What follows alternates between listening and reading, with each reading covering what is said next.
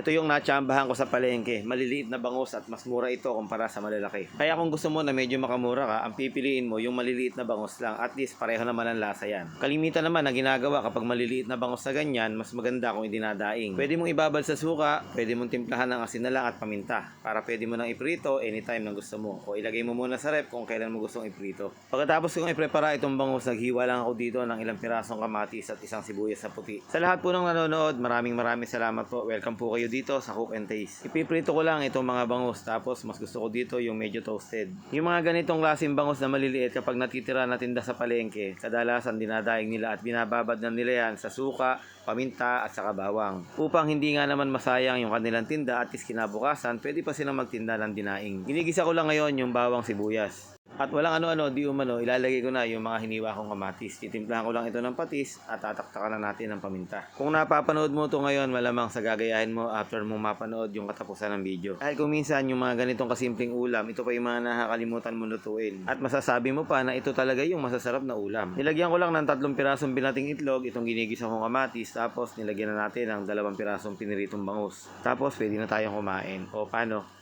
Gusto mo ba yung ganitong klaseng ulam? Kung papipiliin ka kaya ng mga ulam katulad nito, ano ang mas gusto mo? Yung ganito o yung mga desarsa na ulam? So yun lang, salamat, God bless.